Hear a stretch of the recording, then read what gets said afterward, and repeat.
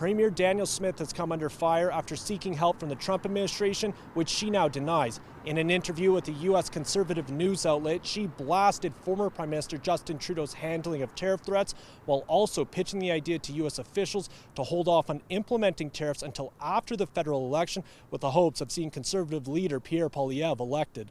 The federal election has been called, and candidates are now making their case to lead our country, but Premier Danielle Smith might be making the most noise. In a March 8th interview with the right-wing U.S. news outlet Breitbart, Smith claimed the tariff war was hurting the Conservatives' chances at taking power, saying, "The longer this dispute goes on, politicians posture, and it seems to be benefiting the Liberals right now," asking the Trump administration for help, adding, "Let's just put things on pause so we can get through an election."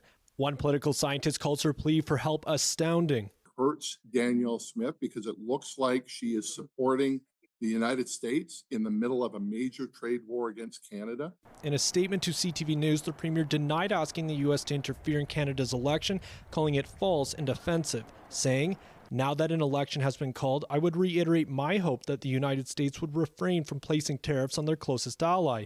I, along with the vast majority of Albertans, are obviously concerned with how vulnerable and weak the Liberal government has left our country after the last 10 years. In that interview, she also claimed former Prime Minister Justin Trudeau got into a ditch during his November meeting with U.S. President Trump at Mar-a-Lago, saying he said that tariffs would result in Canada collapsing, and I think that was the wrong message to convey because it made us sound very, very weak. It should be noted Smith was not at the meeting and is relying on Trump's version. Trump has said over and over again that Trudeau told him that tariffs would destroy Canada. I just can't imagine the Prime Minister of Canada saying that.